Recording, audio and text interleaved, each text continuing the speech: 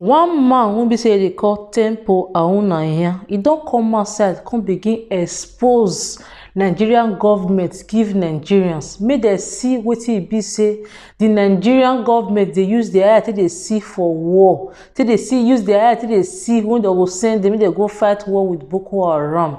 My people. Wetin this man talk not be small thing he talk o, he really expose them finish.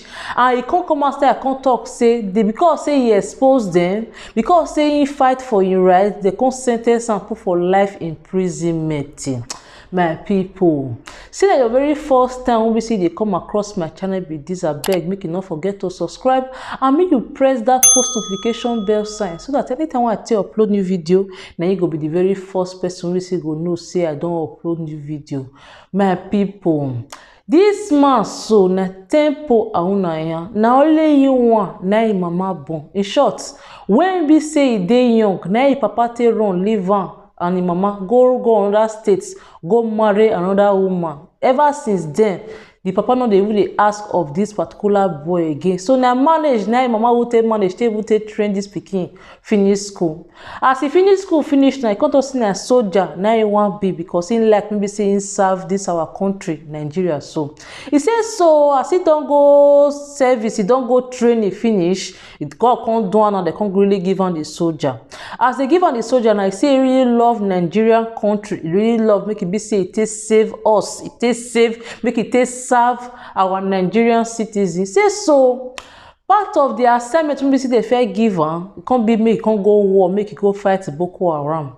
So as he reached there for the Boko Haram, he said they not give them weapon, they not even give them nothing. They take fight Boko Haram. He say what they even fair give themselves na stick, catapult and stone. They take fight Boko Haram. We say he deal with machine gun. He said now they come begin they complain say this thing when we say una carry us come so, this war when we say una carry us come so, no not give us weapon. No, so they come begin they complain, they tell their oga patapata say see what be say they go on, say their oga patapata no even mind them at all. He say what their oga patapata coffee do be say they come manage give them gun when we say na the gun, the bullet we say they for inside na Vanguard. They no go use and take shoot anybody or nothing. Say come go reach their own equipment when they will give themselves. Say the Boko Haram people say the machine gun and the bomb when we see they get it. Say na once. He say many of the sets when we see they even send go that war self and say many of them. As many of them buy. He said that God come even feel save them when they come fit come back out. As they come back out, they come they happy say well, we thank God say we fit try fight the fight when we say we fit fight. So they come the thing say the matter don't end though. He said never even to take safe. They come see same message come again, come with them, see me they see ready go another war again with the same Boko Haram. Now they come to say this war when we say we fair go before, we fair complain give una say weapon not dey, una not mind us, una even mind us safe and not even see give us better weapon make we take protect ourselves and make we fit use take fight these people so una will send us go against. He says so the court say no, say they no go fit go the war again. Say the first time they not fair attend to them, they not fair answer them for what be say they want. So the second time they no go fit go again, go risk their life because they no go fit use honorary hand or honorary catapult or honorary gun wey be na carbad na be their bullets take go the war. He says so who send them make they take oppose their oga say they no go take go this war. Say their oga now come begin carry them go inside detention center, go begin they use bat till they beat them, till they knock am for their head. He say among all of them, so say there come be 12 of them wey come reject say they no go fit go fight that war again without say they no give them better weapon.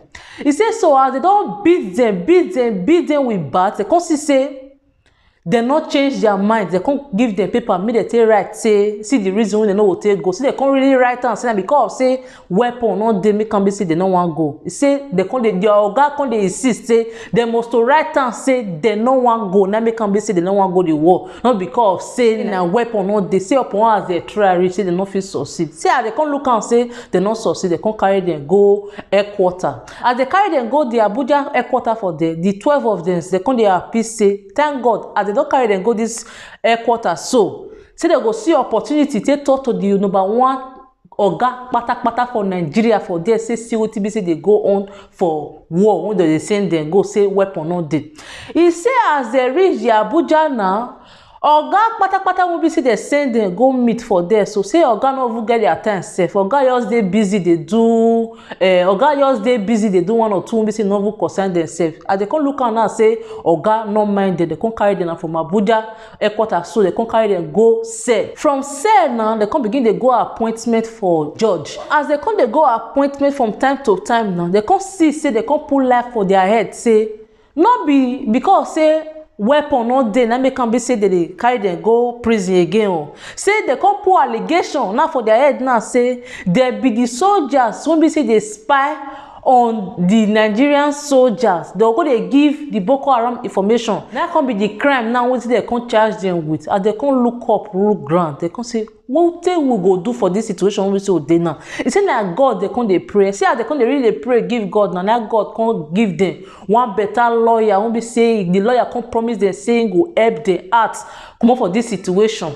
Say so the day of the court come reach now. As the day of the court reach, even the lawyer now come even see meet the judge sef, which is the oga patapata for the court. Come tell am say come dey explain everything give the judge. Say who the judge sef come believe, the judge come even see promise themselves say he go comot them comot for the he go comot them make am be say no go prison put. You see on the day of the court, now once na oga which is the judge just dey receive one phone call. You say wetin dey come dey hear from the judge mouth, from the call won't be say the judge dey receive na come be yes sir, yes sir. Say from then the judge just sentence them or say life in prison. Hey, wetin he go do? Now they just take carry them go one prison. Say for the prison, say light no dey. He say not even sun sef, not even say maybe say if rain fall, they will carry their hand, stretch their hand, go outside, say they go take feel say na from up that rain from the fall. He say na the day they come stay for 7 years and 13 days. Then they take stay for inside prison before they come finally come release them. He said right now he don't come out now for the prison. He say he no even get food to even eat. He no even get place to even sleep safe. He no even get work won't be say go even do now safe. Now as in they talk now, so he say na even one church now they even dey help am now. Say mama don't dey weak. Nobody to even fit help am. He say all the years when be say don't take help Nigerians, they serve Nigeria country. Say na the one will be say he can't end up with this one. Say I beg, maybe say Nigerians help am fight this fight. So make the Nigerian government compensate am for the things when be say he pass through. Make it feel take support himself, make it take support his family too, and make it take support his mama too. So my people, make una see the one will be say they go on now for this country. It don't take when we say soldiers that they cry come out, they talk say see wetin be say that they see for war. Since we know they believe. Now this one doesn't come outside now come talk say see what TV say see. My people, now for Nigeria for there person go be soldier, person go be police, person go be uniform person. The Nigeria government no dey even dey care about themselves. They no dey care about them. Sometimes say they go carry them go barrack. Barrack won't be say bed no even dey. Barrack won't be say not even mosquito net or even motor say flint to even take key fly. No go even dey for the barrack. They will carry them go barrack won't be say on another ground. They go expect when they sleep. They will send them go war. They no go even give them weapon, may they take fight or may they take protect themselves. My people, not be today people begin to come outside. They talk say see what be say they see for this Nigeria. Fear, no, they would let the armies, they would come outside, come talk the one who be say they see for the war, because if they come outside, can't talk, now they fear, say they go sack them. Even the ones who be say, if you come outside, can't talk, now they sack, now they go see sack them last. And if they sack them, nothing they happen. Now for Nigeria, who get upper hand? If they want to put their own family for army, they put them for better position. The position where they put themselves, not the position where they go war. Now the poor man, when we say if he manage, say pikin go school finish, say the pikin won't go join army. Now the poor man, now they put for front of war, make them go use their life, they go serve as scapegoats for Nigeria war, my people. All this boko when we say with the years is there, it don't tell when we say the matter there for Nigeria.